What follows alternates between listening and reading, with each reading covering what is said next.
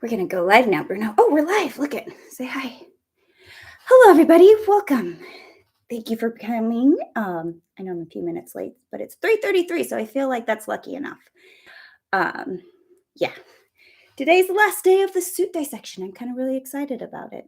Bruno doesn't seem to be. You don't look excited. Why you look so sad? Poor little guy. All right. Let me see. The whole rest of the suit is in pieces, and we just have a little jacket left. It is way too tiny for me. How about you, Bruno? Is it your size? Mr. Business over here. Oh my gosh. Maybe I should take the scraps and make you a suit with them, huh, Bruno? Yeah? Maybe? Okay, you like that idea? Let's do it. All right, we have Ionolith here. Dan Does Junk. Hello, Big Bob's Props. And the 45th Clown. Welcome, everybody. Thank you for coming to my stream. All right, do you mind if I get going? You're like, no, I just want to cuddle. Okay. So we have this lovely jacket to dissect today. I was trying to figure out where the last place that they flipped it inside out would be. I was thinking it could possibly be down here. I haven't peeked on this one yet, so I'm just kind of curious where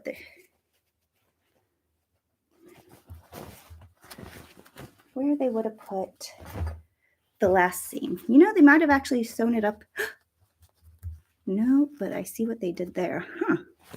Okay, so this, where the lining meets the fabric in the suit, there it looks like it doesn't fit and it's too big, but it's on purpose.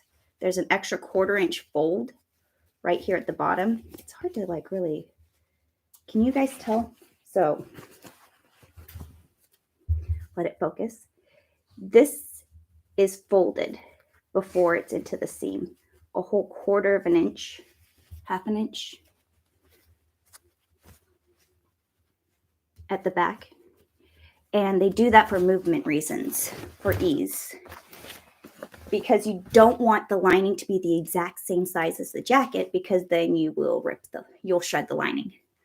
They also add extra ease right here in the center seam. Let me turn this jacket inside out. This reminds me of the Fresh Prince of Bel-Air, how he wears his coat. I love it. So on the back, this goes, instead of having a straight center back seam, they have it folded over. That's about 1/2 inch, 1 centimeter. Actually, I think it's a centimeter exactly. It probably was done in centimeter increments when it was constructed. But that is also so your shoulders can extend and move very easily. This is a polyester lining, so it really is easy to just press that permanently into the fabric, and then you don't have to think about it twice. And then it's sewn at the top to just reinforce the fabric's memory of the seam. It looks like there's definitely room for the gusset up here. There's been some easing in the shoulder. Oh, that's got a little tweaked here at the shoulder the way it was sewn, but it's on the lining, so I don't think it mattered because this side isn't quite the same. But where do I think the last seam that was sewn? I found it. Is it on both sides? Nope. Okay, so how do I know that this is the last seam that's sewn? Because all of these seams are encased on the inside. This seam's on the inside. This one's seam allowance is all the inside, so you're not seeing it from. But right here, it has a whole line of top stitching. See how this, in this section, was pinched together and sewn? So they turned it inside out through this hole. So I find it interesting. Okay, where did you hide your last seam? Because it's kind of tricky. You don't want to do it in the main part of the jacket, or if you do, you want to keep it in a small section. But in the sleeve, I find that interesting. So I'm going to rip that seam out first.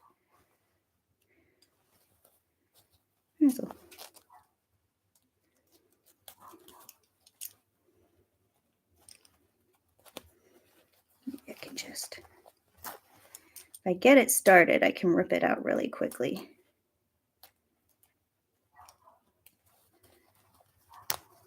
All right, can I turn this whole thing inside out through this one little hole? Let me see.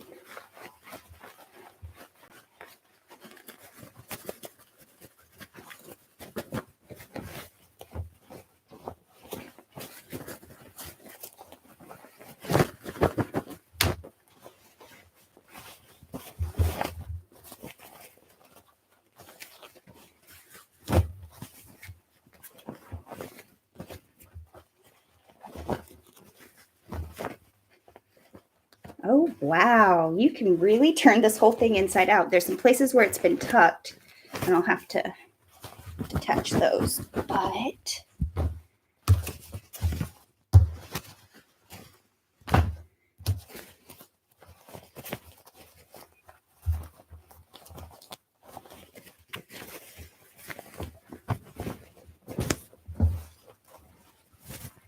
right.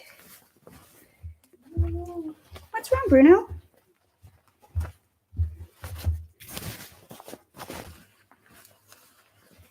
Yep, it was flipped inside out at that point. And so it was sewn up to here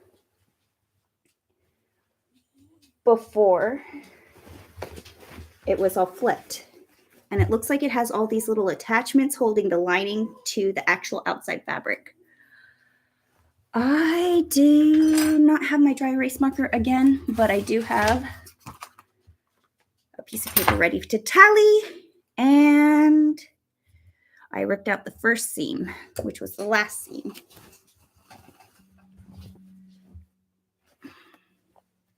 I think what I'm going to rip out next is where it's attached at the shoulders. It has these ribbons, which are just little pieces of nylon fabric. It's not even like a finished edge ribbon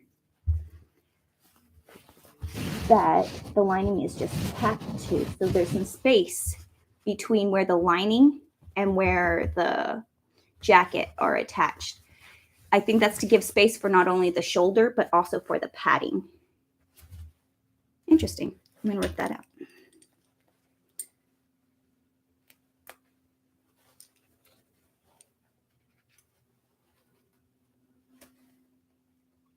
Okay.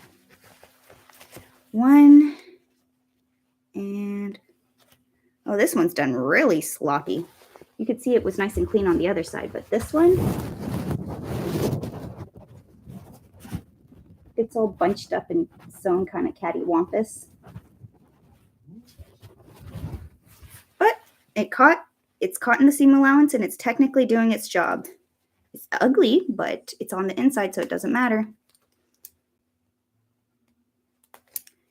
Okay, there we go. So 2 seams.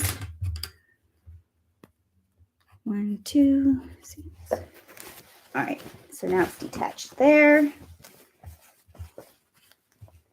I think the next place to detach it is, I think I'm going to go for the cuffs at the cuff. And the seam allowances seem to be, okay, right here is really weird. How did they do this?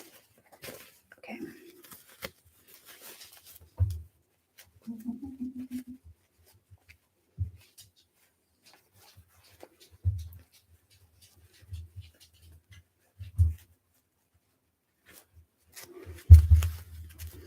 There is after it was stitched together, there was a stitch here holding all of the seam allowance folded and tucked up where the 3 buttons are. So this little flap right here is where the 3 little buttons are on the cuff of the sleeve. So the seam allowance from this cuff is folded over and stitched after it was attached to the lining. Yep, right there. How did they hold it in the sewing machine? That's my question. I had it figured out a second ago.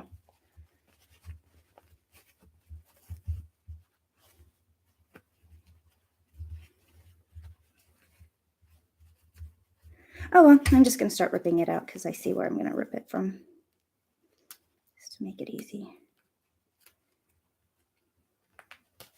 All right. So this is where the flap for the cuffs buttons, the 3 buttons, right here. And I just untacked the seam allowance where it was folded. Oh, I see. Okay, I don't want to turn this whole thing back inside out. I have other examples of jackets. Hi, Bruno. You can come by me. Oh, wait. Don't step on my jackets because then I'll be sad. But,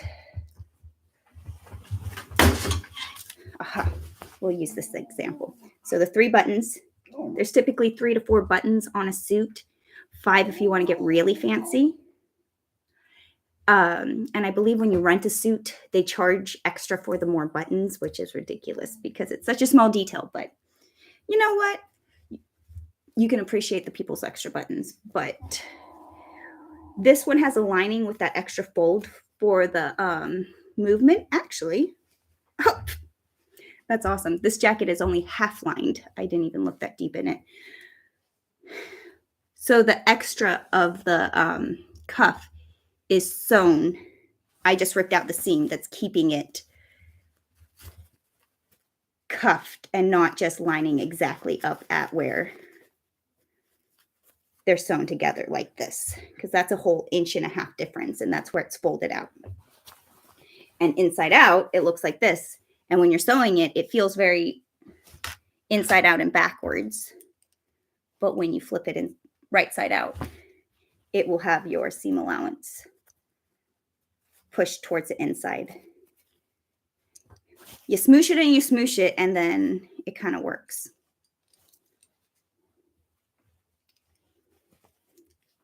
All right, let me rip the seam out on this side.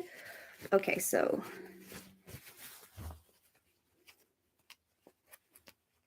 one, two, I'm going to do it on both sides.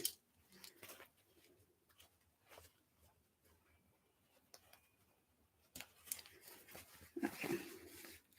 Now it's just the seam. And you can see that there were little slices in the seam allowance right here. That's not me ripping the fabric. That is a notch. And there's it's meeting up with the seam allowance notch on the other side. And that's where they knew where to fold it to sew it, is by this little teeny tiny cut right here. And if we look on the other side, yep, there is another notch. Hold on, this is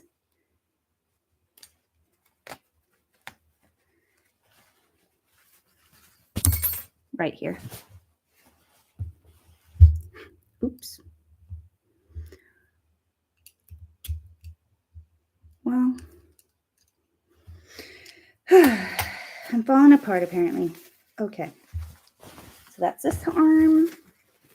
And let me get this arm.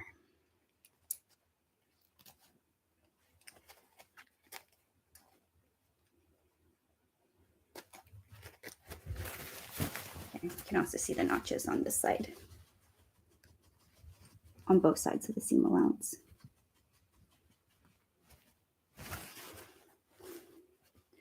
And you can see the interfacing that's been ironed in to give the cuff more structure and support as you wear and tear.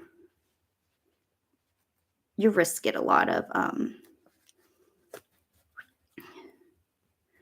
movement. Okay.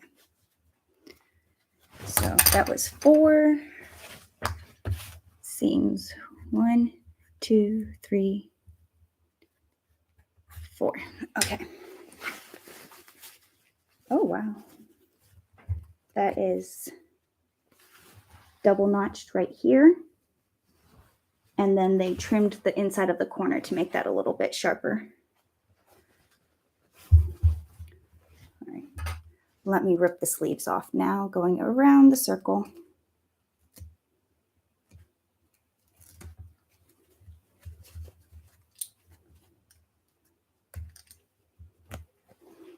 It actually looks like these might have been sewn.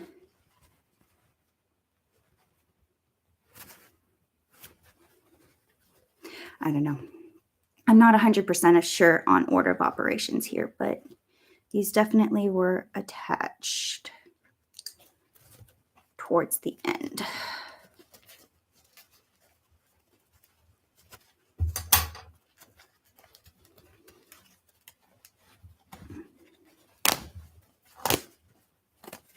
All right, it's attached at the wrist. Count that seam before I forget it. Let me do this side.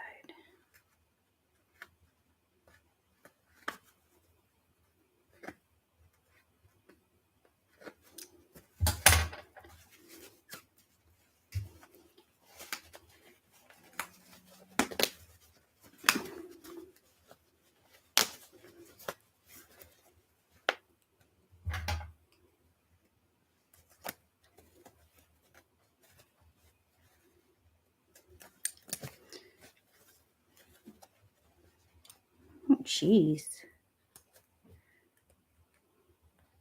Okay. 1, 2, 3, 4. Okay. So the lining is detached from the sleeves. They have pockets. You're starting to notice. I'm starting to notice that this is a nice heavy liner. It's much heavier than what was in the cuff, to get the bottom of the jacket weighted so that it weighs in the right area and also gives it more structure and support. Probably because that's where you're sitting on it a lot. Okay, let me see. Yeah.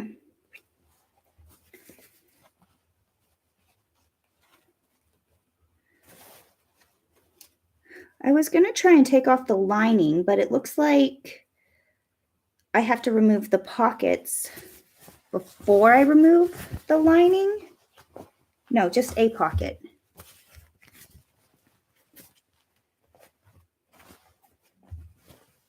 Yeah, I just have to remove one pocket. This is the pocket inside of your jacket. And the reason I have to remove it before I take out the lining, because I would really like to leave the lining in and have that pocket so you could still, but it's half on the facing lining. So I'm going to have to rip out this pocket and then I will take off the lining. Hi, Bruno. Bruno's right here. Just off. There's little Bruno's butt. Guess what? Bruno butt. Barry Manilow's jacket. Maybe. I have a lot of coats or jackets over here right now for reference. Austin Lip. Hi, Felicia. How's your day going? What did I miss today? Hi, Austin. My day's going fairly well. I honestly can't complain. I turned this jacket inside out and I ripped this one sleeve off. Oh, sleeve apart from the lining. So far, that's all I've done. Knot top. Is it usually all the same type of thread for everything? Kind of.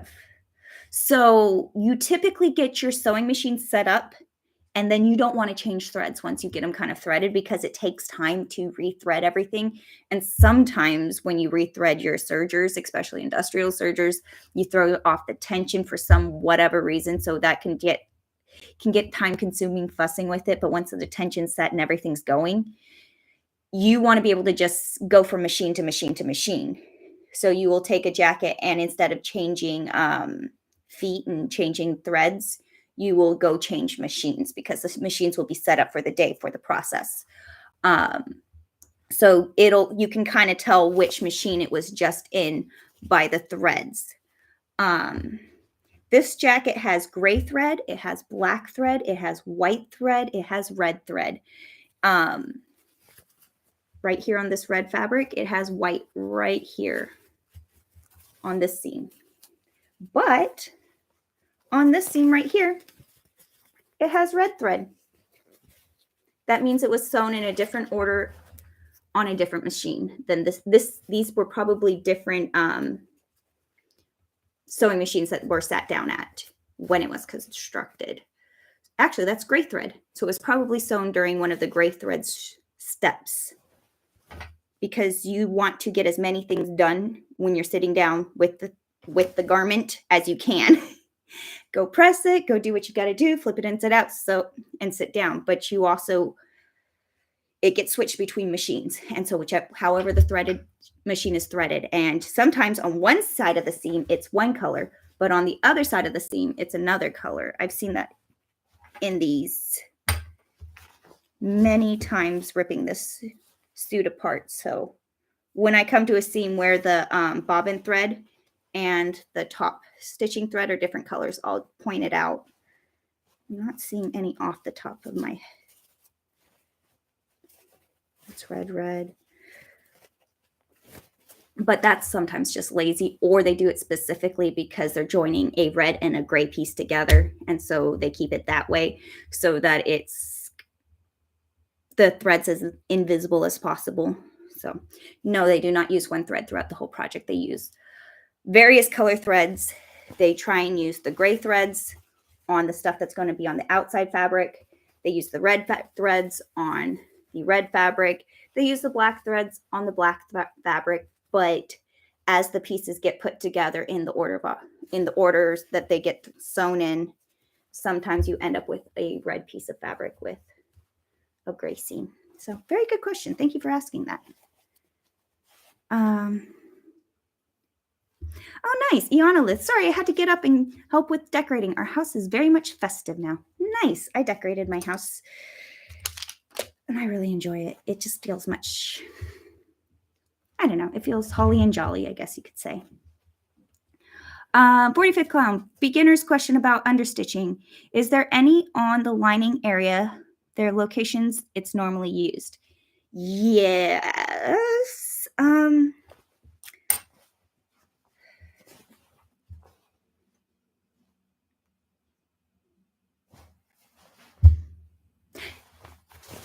Let me check at the collar because, oh, it's inside out. Let me look at one that's not ripped apart. You know what? If it does have understitching, it would be at the collar. Let me check. It's ripped through the sleeve. Was it this sleeve? No, it was this sleeve. Yes. This is where it was turned inside out. Okay, when we get to the collar, we'll talk understitching. Remind me, okay? Wolverine Scratch, what is the most expensive thread you can get? I feel like you could get 24 karat gold thread. You can get all sorts of threads. You can get silk threads, polyester threads. Expense isn't the thing that you necessarily are worrying about on thread. So you want a garment to, if it's going to rip, you want it to pop at the seam. You want the thread to rip before the fabric rips. You also do want a stronger thread, but you don't want it too strong. You don't use a buttonhole thread to sew a garment with generally, unless it's some kind of a heavy duty like leather or heavier fabric. You want to match your fabric weight to your thread weight. What do I mean? Honestly, getting a dual duty cotton wrapped polyester thread is probably going to solve most of your problems. A polyester thread is really strong. It's sun resistant, so it's not going to, if it sits out in the sun like patio furniture, you want a polyester thread because the nylon will just rip apart. Like The sun will deteriorate the nylon and then it will pop at the seams because the nylon threads will just disintegrate in the sunshine. So if something's going to be heavy use in like swimwear or outdoors or something like that, you're going to want 100% polyester thread. A polyester thread is flexible and it's very strong. A cotton thread is very strong because cotton's very strong, but it also, because it's a shorter fiber lengths themselves, it can break apart easier. I don't know. It also shrinks. So if you're quilting and you use a cotton thread and then you throw it in the wash, it's going to shrink the thread and then you're going to get that.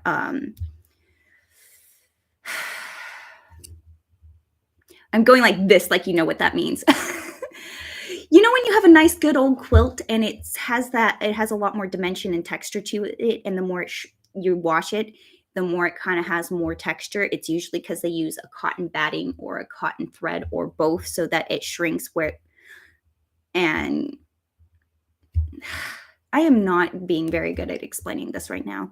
Please ask more questions and I will clarify as we go. But cotton thread does shrink, polyester thread doesn't. A cotton poly blend is always a good thing in general. Silk threads are great for basting because you can baste, and then when you iron it and then you rip the threads out, it doesn't leave any registration marks from the thread being pressed and ironed. But a silk thread is going to easily rip apart. It will. Silk also deteriorates in the sunshine. Never use silk for curtains if you can, because if they're like facing the sunshine, it's just going to disintegrate. Unless you have money to throw away on that, go for it. It's a look. But yeah, interesting things to keep in mind with thread. In general, I go for the dual duty because it's a good thread that's cheap. If I have my choice, I choose Gutermann because it's the one that's like, it's nice. I don't know how to explain that it's nice, but it's nice. But in general, just the classic. Now, you don't want to necessarily use serger thread to sew with because it's only 2-ply versus 3 or 4-ply. Because you're using more threads, it can be thinner so it doesn't get so bulky with the thread density. But yeah, threads are pretty much the cheapest part of the garment because you use more yardage of thread than anything else.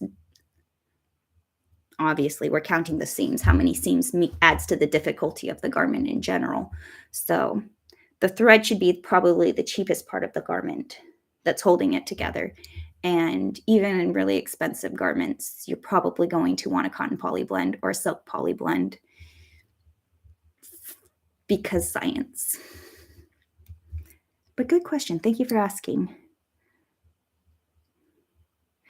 I'm seeing silk and quartz thread. Ooh, Google says silk is the most expensive. Not sure if that's true though. Like for standard thread, probably like cotton, polyester, silk, linen kind of a thing. Yeah, silk's going to be the most expensive of the threads.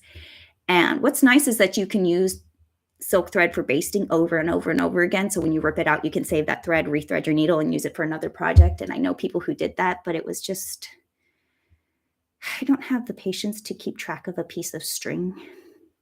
I will just use up my silk thread, but I'll use it sparingly. I don't currently have any at the moment, but I do have a big old box of Gutermann threads. So, and currently, I'm almost out of what, this is just a cotton poly dual duty, but just using it up. I finished a tablecloth edge with that. Anyways, nice. Ionolith. Indeed, Felicia, our garland have lights in them and all we need to do is plug them in and everything's lit up.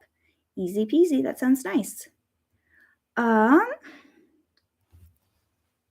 Okay. So thank you for going on that tangent about threads with me, but it's fascinating. Okay, we have the sleeves disconnected. Let's go for that pocket so we can take off the lining. Okay, this pocket consists of a square No, it's a rectangle that was folded in half, but they sewed the bottom seam to make it crisper of a fold. And it's a double welt pocket. And it's attached at the top. So I'm going to rip off this top seam and where it's tacked right here. So I'm going to rip 2 seams out. I'm going to rip out this top seam, attaching it to the double welt pocket. And I'm going to this little tacked spot where it's holding the lining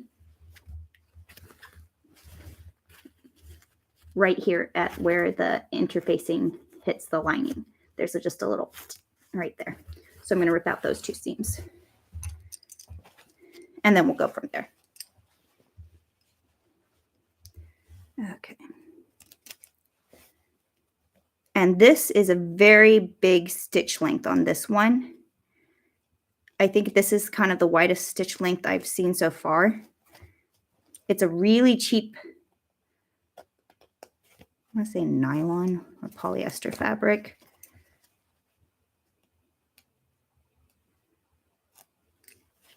It shreds easily. You can see all this, but it's fully lined, so you can get away with that.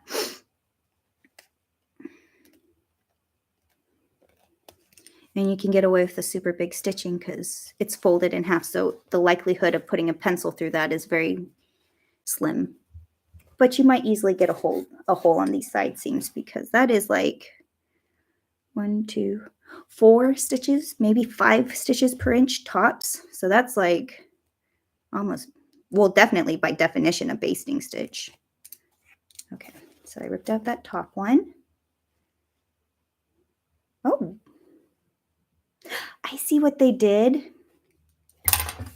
Okay, so I just ripped off this top seam, and right here, when you open the double welt pocket,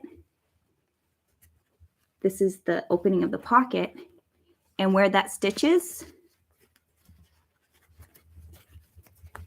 that's just where I didn't finish opening up the seam to get inside the actual pocket because it's understitched right there.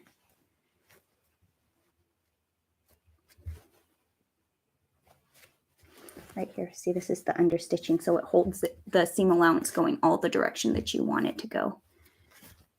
And yeah, so 1, 2,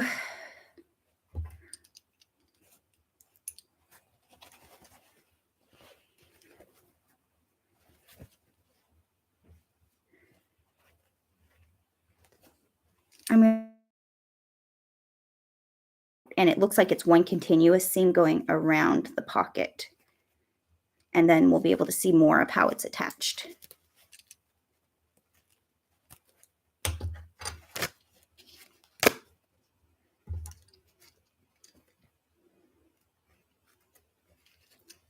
Shaking around is bothering me.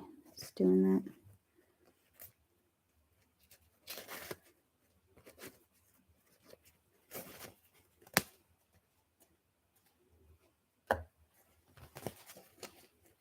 All right, pocket is open.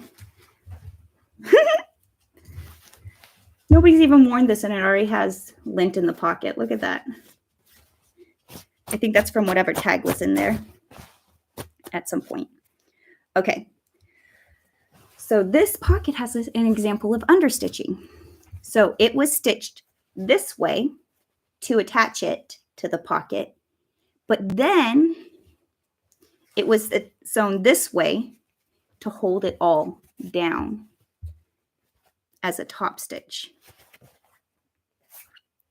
I'm just going to rip this off.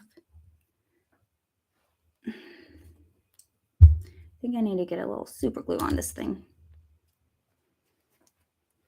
My glue's over there, so it'll have to wait.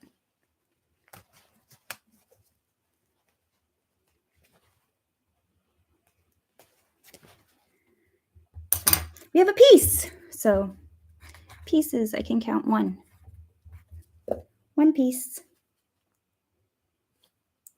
Look at these like nasty holes that are in this fabric from the stitches and from me ripping it out. it goes together really easily. It holds its pressing really easily because you're melting these plastic fibers into it. But boy, does it get ugly with those holes. But what's really nice is that you can steam them out and they'll disappear or be close to being disappeared. And now we have the double welt pocket.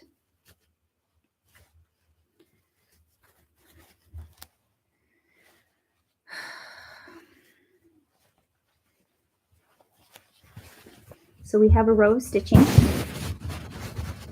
right here and right here. But when you look on the right side, you don't see that stitching. See?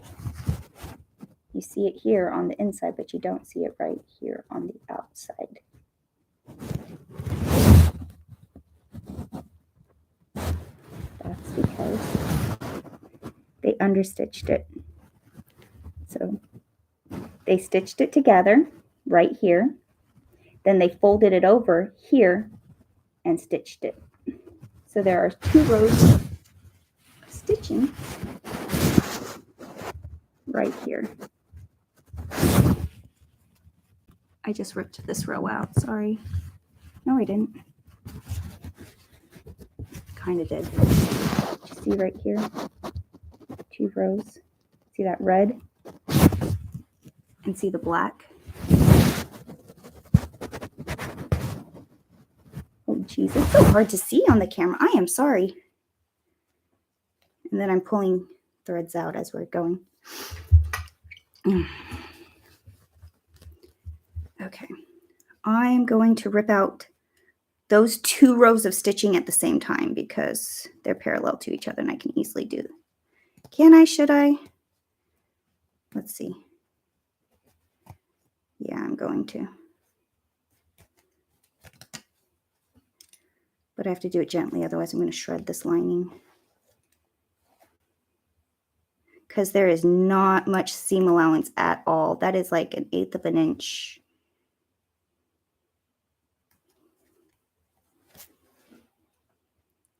Okay.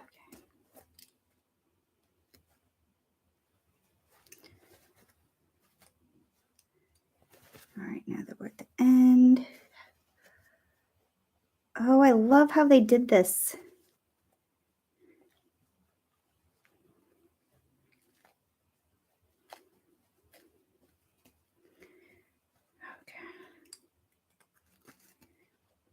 Once this piece is off, I can explain. Hopefully.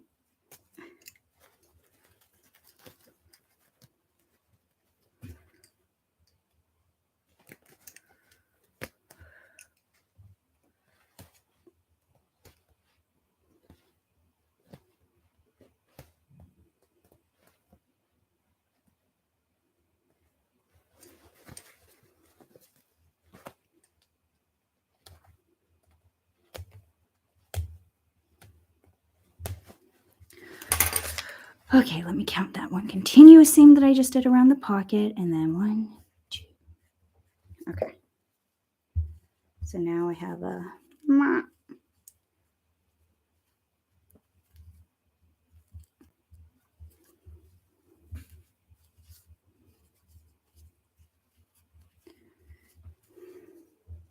All right, so this piece, when it was on the pocket, was like this.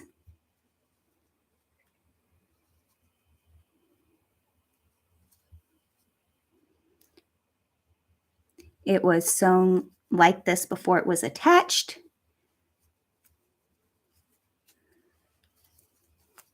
But if you look at the shape of the piece, it's been pleated. Let me rip out this seam.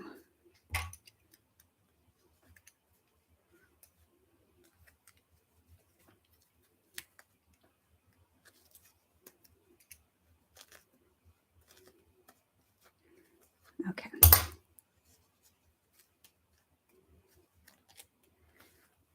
So this was a flat rectangle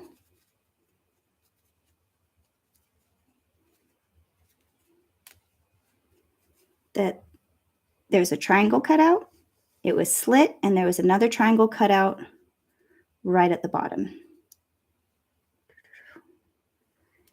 and then they folded it right at that triangle along the line. And that triangle was flipped up to make a nice clean corner, tucked in edge.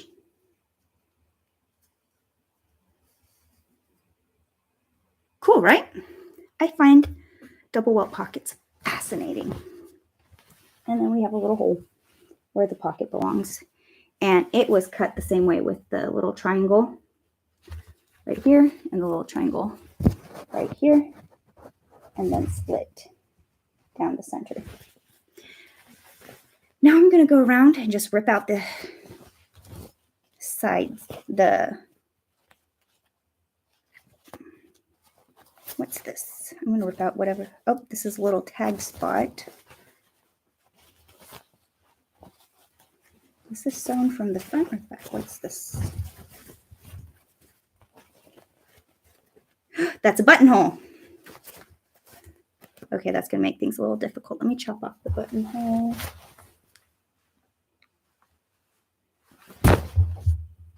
I have my little scissors right here. There they are. Little scissors. I got to cut out the buttonhole because otherwise it was done once everything was already flipped outside in.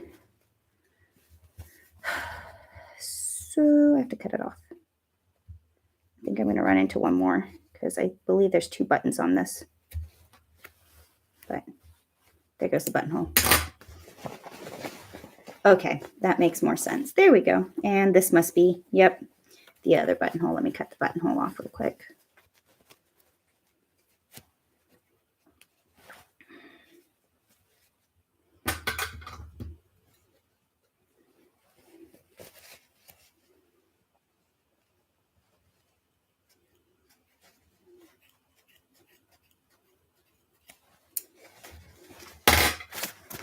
All right. There we go.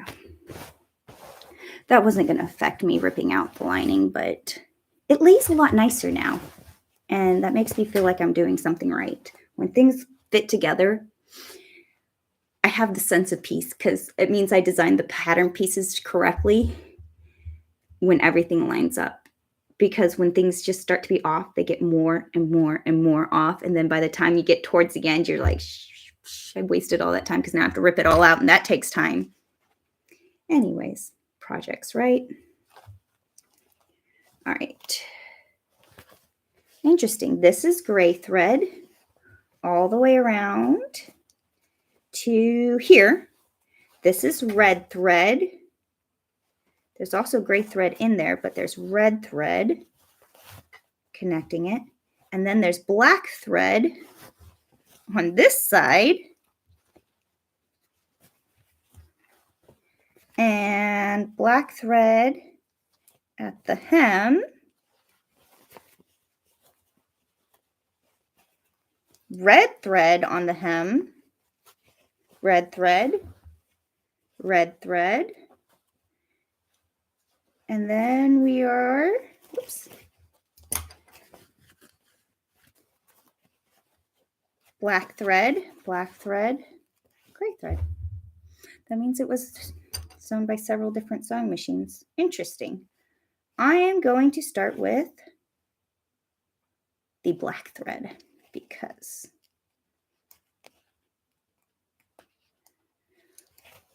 I'm going to rip out this hem.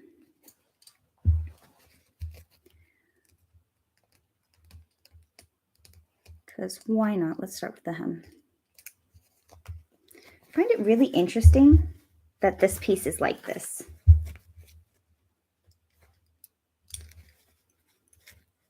Like that is a very, they cut the seam out. That makes sense. Okay. You have a whole inch hemline at the hem that's giving more structure and support. And it also, you have the fold over.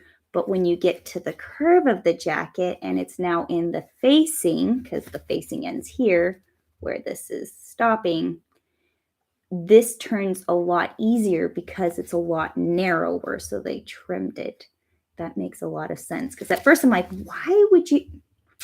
I get it. They needed this much seam allowance all throughout the hem, but they needed to trim it down to make that curve clean. Okay.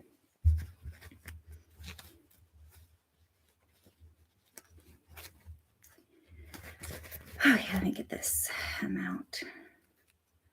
Starting with the black thread. Ooh, caught a piece of the jacket's thread.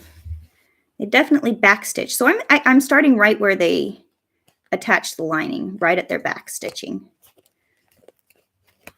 You can tell where people started or ended their sewing if they backstitched.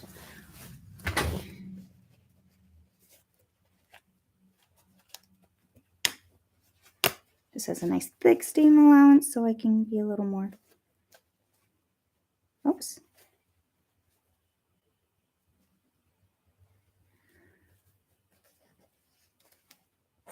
Okay. Like, is there 2 rows of stitching right here? It's just where it's meeting up with another seam.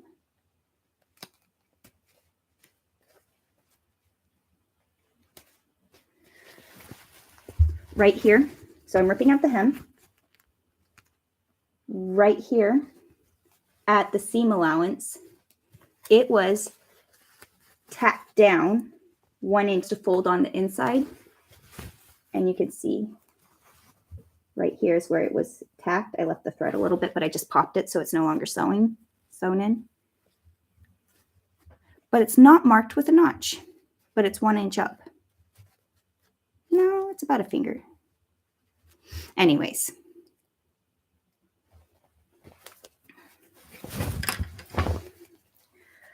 Let me finish the seam.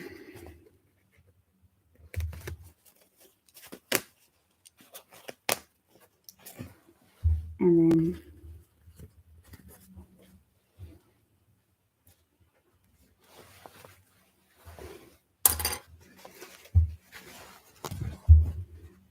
so this is the hem of the jacket.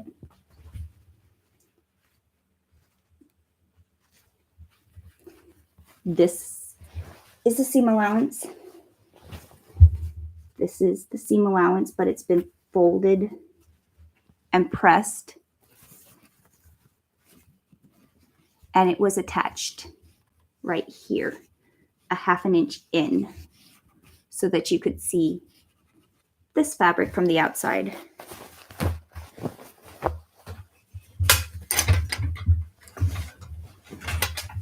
Here's another suit jacket. So right here at the hem, we just ripped out this side of it. Oh, no, this is not exactly the same because this has a little butt flap right here where it's a slit on either side. So for movement, this one only has a slit in the center. So it's not the same. But I was going to say, you can see that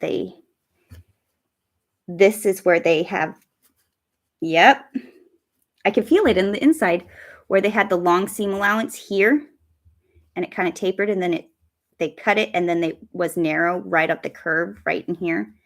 This is what it looks like when it's in the jacket. And you can tell that it's not flat and flush. It's folded over a little bit at the back for movement. I just find it really interesting how they kind of ease it in there, but it's a necessary thing. So simple, yet so complicated. All right, back to that.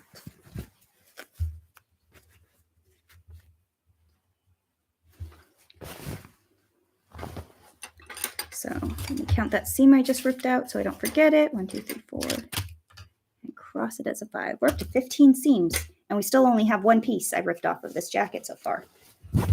15 seams to 1 piece. All right.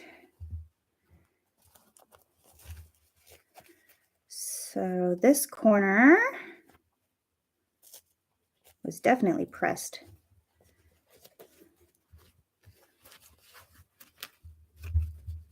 sewn like this right here. You really have to know your order of operations for a suit jacket. I am going to say, I was considering sewing these back together like it was a puzzle, but I ripped off the buttonhole, so it would be impossible. No, it's not impossible, but it's not practical. And I have no attachment to the suit. Part of the reason why I had no problem ripping it up. So I don't really want to sew it back together. So that was a teeny tiny seam, but it was a seam, and I'm counting it because it did a very important function. All right, let's go up to the next bit. That was another seam.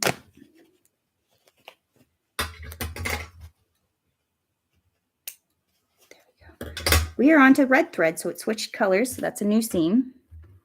Otherwise, I wouldn't have caught that. Okay, let me get this a little bit. What are we caught on? Oh, it's a tack, holding the seam allowance up. And it's marked at the center back with notches right where that fold needed to be. There's two little slits in the fabric right here on both sides, and that's right where this fold is. And that's how you communicate on patterns without actually having to use any words. And then it also translates onto the fabric itself, which is a whole step in and of itself, but it keeps the communication throughout the whole process. Jeez Louise.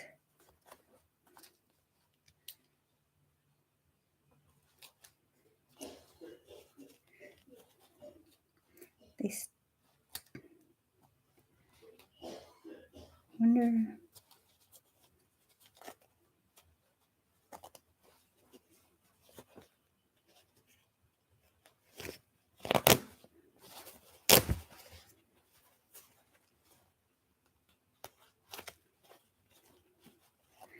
And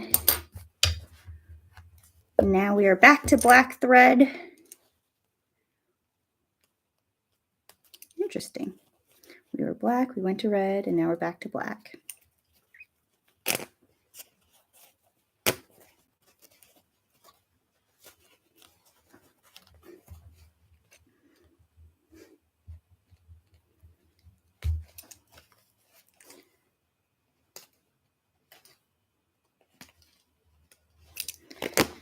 And that was a gray seam.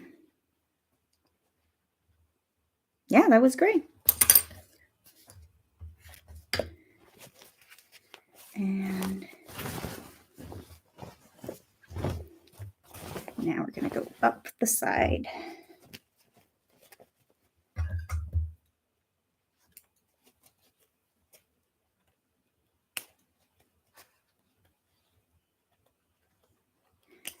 They definitely backstitched at these corners to really keep them strong. But geez Louise, is that annoying.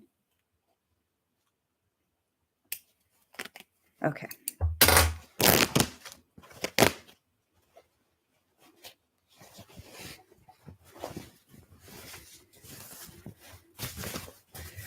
So we've done the bottom up to the neckline. I'm going to do the other side up to the neckline because the neckline was attached after the facing.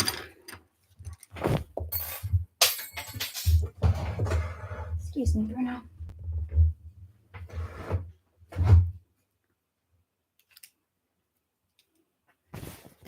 Okay.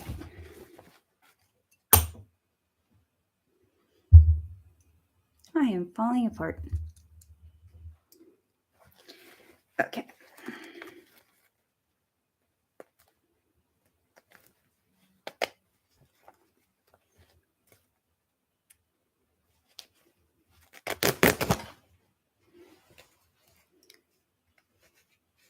This was two different seams because it was separated by that pocket.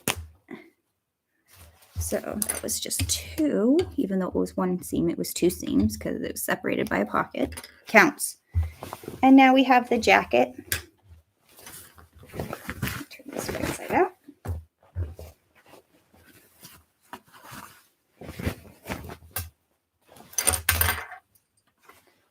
jacket, you have the lining. And they are just attached at this neck seam. So let me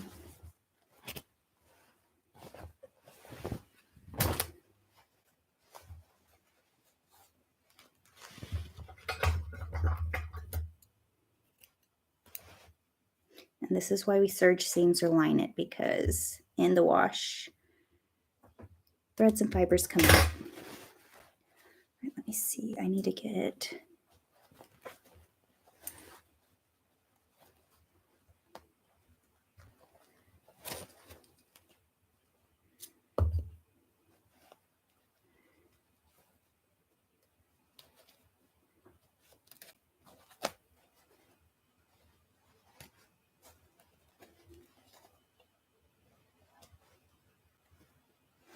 so right here, the lining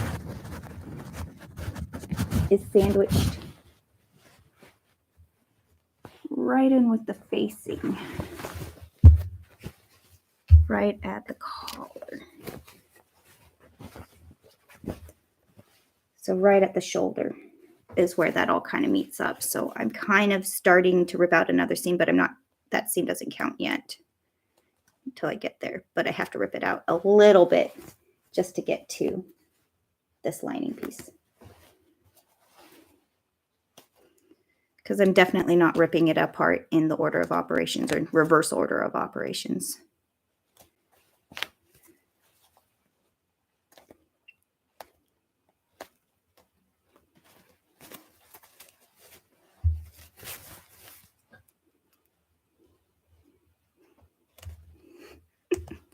Dan has jokes today. I just read them. They're making me laugh. Okay.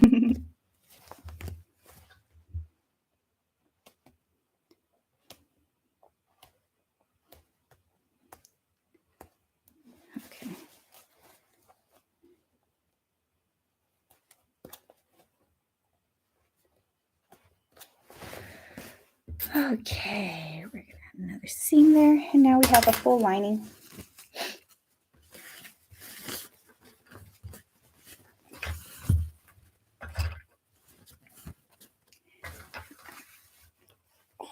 This is definitely a children's coat. Could I rip it? No.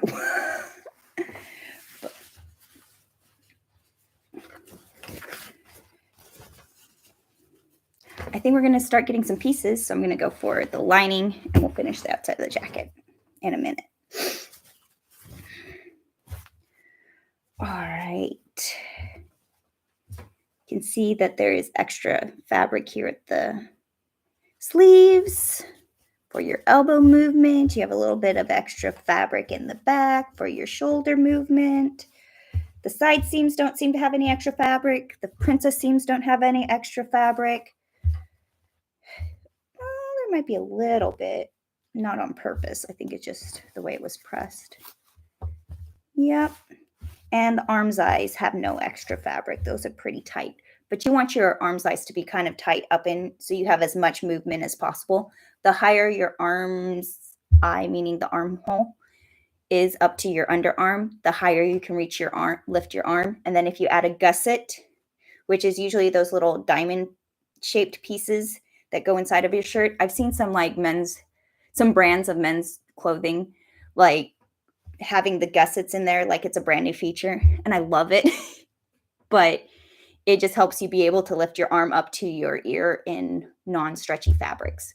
Because this fabric has a lot of stretch in it. It's an elastic, so I can lift my arms easily. And a lot of modern knitwear has that stretch that we take for granted. But you notice when you lift your arms in a suit jacket, your whole jacket comes up. So the higher up your arm's eye is, the more range of motion you're going to have. All right, let's rip out some seams. I want to rip off this sleeve.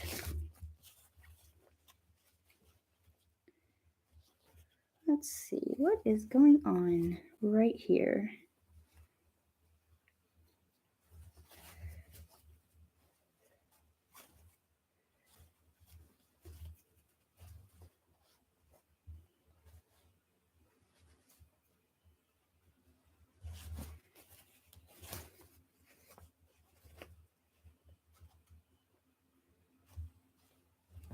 Okay, so I'm like, why is it a little funky? This is where the ribbon was attached at the shoulder seam.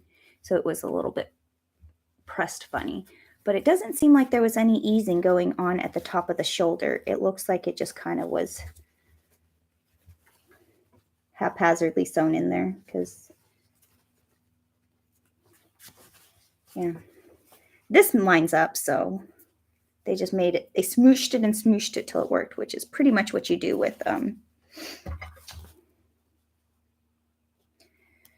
the cap of a sleeve. Usually there's easing at the top of the sleeve to help it like cup the shoulder. And I bet you there'll be some easing in the outer jacket part. But it doesn't seem to be in the lining.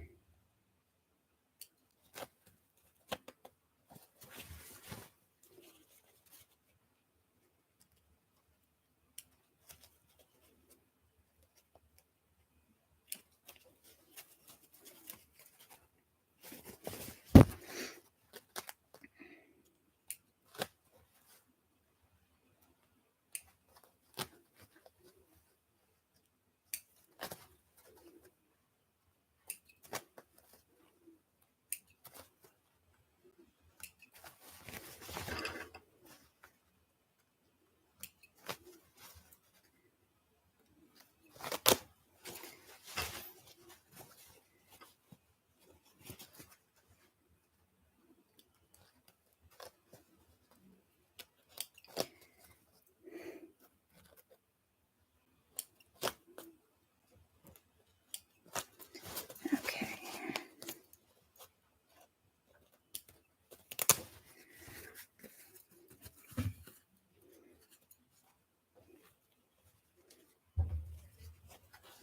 And we have the sleeve removed. This seam on the sleeve has red lining. This seam on the sleeve has gray lining, sorry, thread. Red thread, gray thread.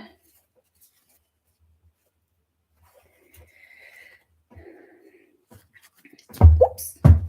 Okay. I find this tube shape very interesting. So there's a seam on either side of the underarm, starting at where you typically put the the notch, the arm side notch, which is right about at this point. I can eyeball it where it goes. And then one at the underarm seam. So this section of the arm has its own strip of fabric, and then it kind of domes over the rest of the arm. So, and you can tell that there's more fabric on the back of the arm where you're going to need the shoulder space to move, and you have less fabric on the inside of the arm where you need to not have too much fabric bulky so you can move. All right, let me rip these apart.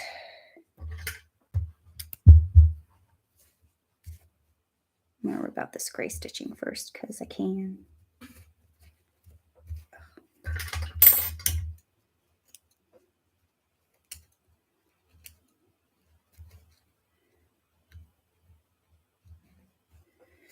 They back stitched it. Give me a sec. There we go. Okay.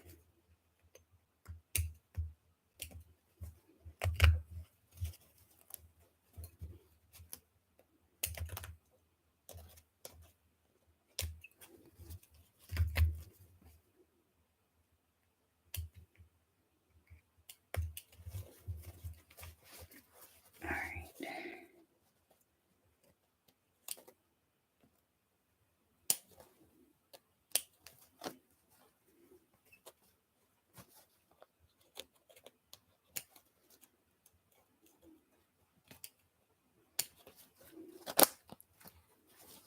And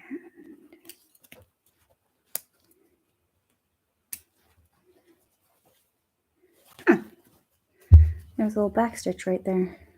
I wonder if they ran out of thread or something. That was totally random in the middle of a seam.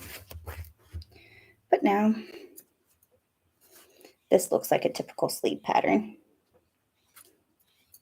Front, I believe. Nope, back. Oops. Okay, let me get that other side out, and then let me count those seams.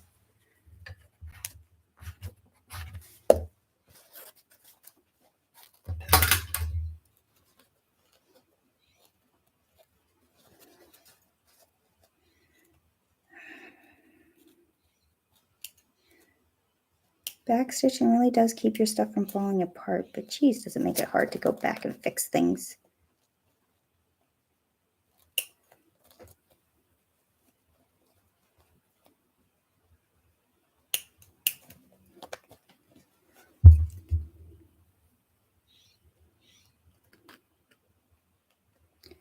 Okay.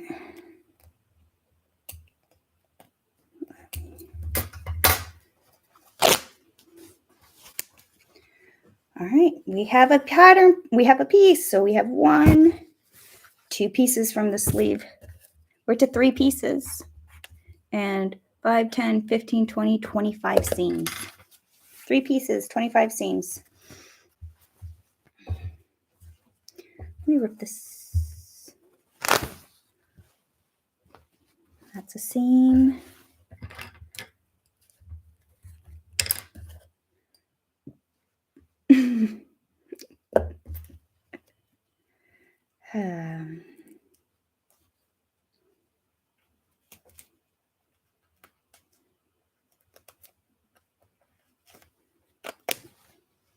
That's a seam, shoulder seam.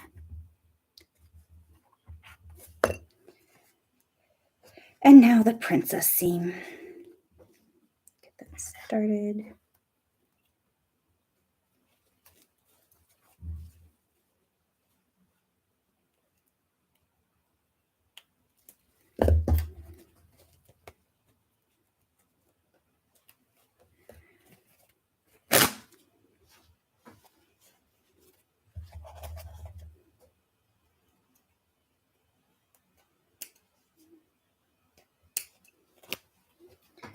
All right.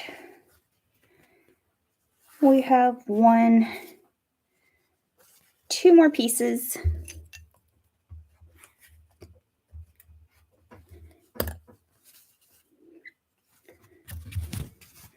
We're up to 5 separate pieces.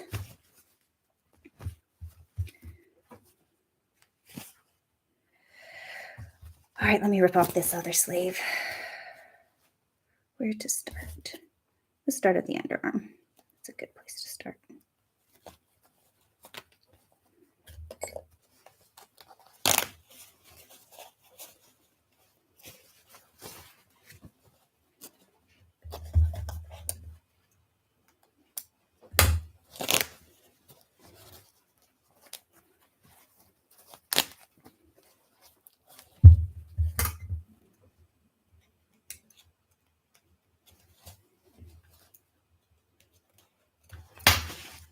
All right, other sleeve is detached.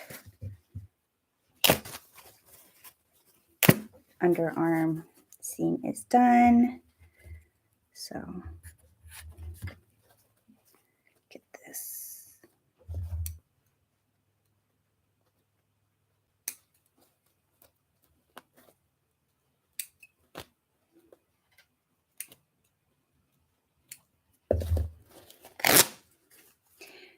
And we have 1, 2 more pieces.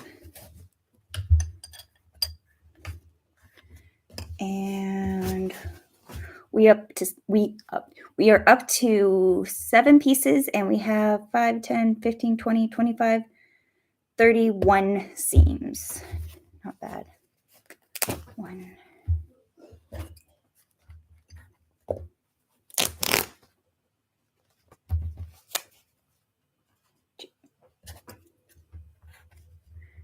One more piece, 8 pieces, 33 seams.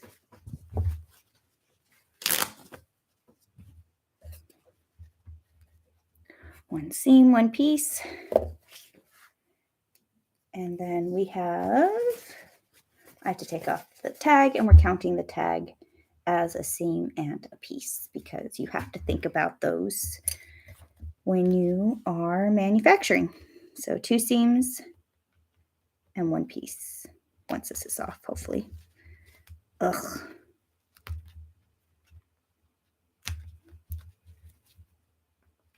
It's back stitched. So it's attached nicely.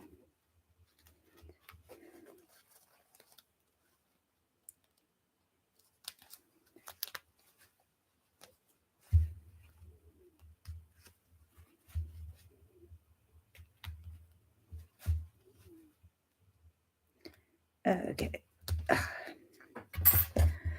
One piece, two seams. And then this tag is attached separately than in the seam. So this is the care tag, and it is a law to have these tags in the garment, so it definitely counts as a piece. This has maximum washing temperature, 30 Celsius, do not bleach, hang dry, iron at a low setting, do not dry clean. Reminder, wash, do not soak for a long time. Trademark, Yan Lu. Ingredients. Ingredients, I think that's interesting. Fiber content. Fabric, 20% viscose, 80% polyester. And then the material on the outside is 100% polyester. Viscose, interesting. That's cool. Visco poly. Blend. All right. And then this is the final seam for the center back seam.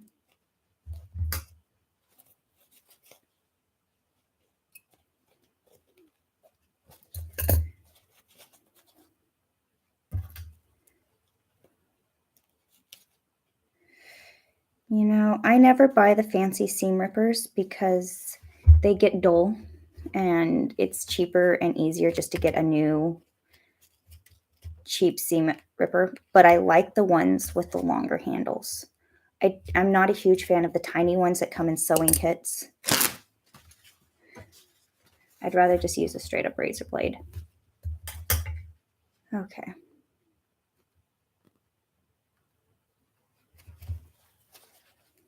This is some back stitching right here.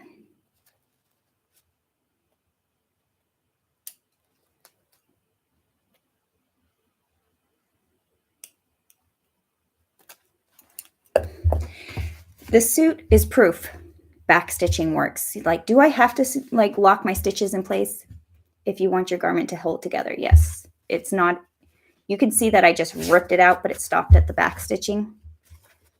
That's what it keeps it from doing, just ripping out and popping out. So we have two more pieces. 1, 2. So we are up to 7 pieces for the lining.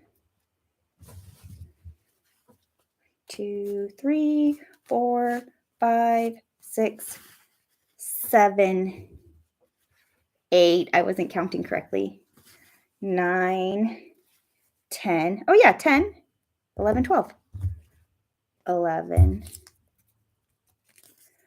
But then we count, I didn't write down this tag. 12. So 13. 13 pieces for the lining. Is that lucky or unlucky? I don't know. We'll find out.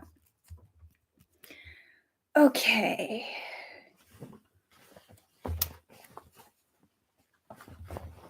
I feel like ripping out the lining was just the whole garment in and of itself, because now we have a jacket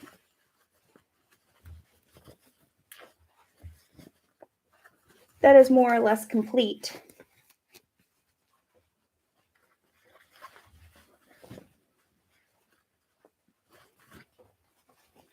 With no lining.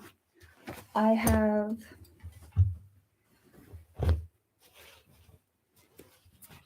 a few jackets that are fully unlined. The edges are finished. This one has a bound edge instead of a serged edge, but serged edges on the parts that you're not immediately looking at. And that's very much the same as this jacket. But their facing stops at the inside of here. And the pockets are fake. Ooh, sorry about that, but the pockets are fake. Not real pockets.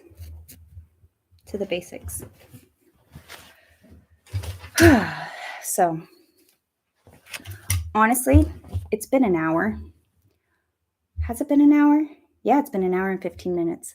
So I think I'm going to do this in 2 parts. I think I'll be back next Tuesday and finish the rest of the jacket. We just ripped apart the lining.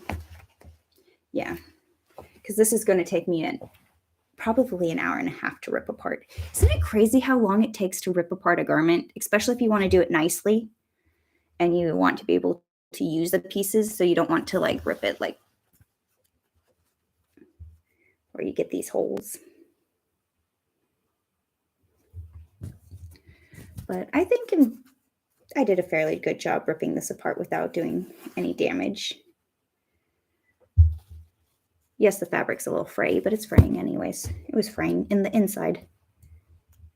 Okay. Yonala, 13's not unlucky. I agree. I like Friday the 13th. My classes won the 3rd grade class. We used to do multiplication against the other 3rd grade class, and oh no, we always did it on Fridays. And if it was Friday the 13th, is it going to be lucky for them or unlucky for us? We seem to win on those Friday the 13th. So like ever since like then in the 3rd grade, 13 has been kind of the lucky number in my head for me, because you know, somebody's bad luck is somebody's good luck, and who's to say what's good or bad? Just saying. But I agree with you. 13's not unlucky. Yeah, calling me lazy. It's okay, you get another live stream. So I'm going to do that.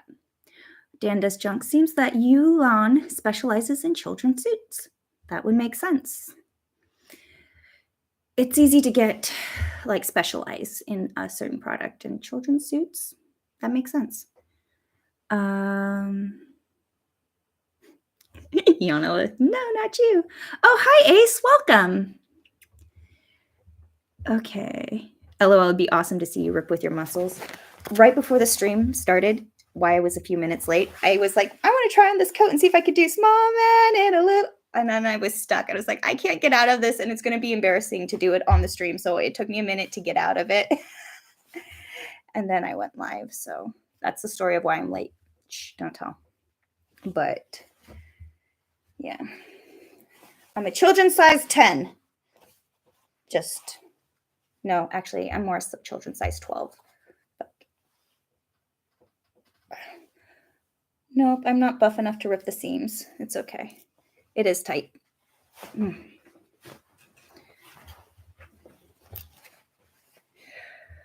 Okay. Yeah, I think I'm going to call it a day at that. I did want to show you a couple of my jackets, but I pulled them out for the most. Yeah. For examples, my fancy jackets. I have all sorts of jackets for reference of different types. We'll pull those out next week. I have a bunch of jackets, and we'll talk about the construction. Okay. Puff of the strings that was black just poofed by, and I thought it was a spider, and I just had a mild heart attack. But yay, it's just thread. But after that, everything's a spider now. So yeah. Okay, let's see. Oh, Ionolith, I was talking about them not using a real pocket. Well, see, the thing is that is a lady's jacket and not a men's jacket. So apparently ladies' jackets don't have to have pockets. No, actually, most of my clothes do have 14 pockets. I was going to say, this one is fully unlined, but it has pockets, but the pockets are on the outside. This is supposed to be a linen-looking one. Yep, they have the interfacing. Yeah, all the different seam finishes. It's fascinating how much you really need to have, and you can leave off of it and it still be a jacket. And yeah. Iana, see you next Tuesday then, Felicia. See you next Tuesday, Ianolith. Ace, spiders burn everything. LOL. I know. Everything's a spider. It's like, nope. Smoosh it. Okay, so thank you guys so much for joining me today. We got the lining in shreds, and I am so loving this red fabric. It is a pretty red. I really like it. I feel like if I do anything with this suit, I would be doing it with this lining. I want roses. I want a bunch of roses. So next week, we'll rip this rest of this jacket apart. It's going to be a whole lot of work, and I think I'm done. Thank you for joining me. Until next time. Hey, Bruno, you want to come say goodbye? Come here, Bruno.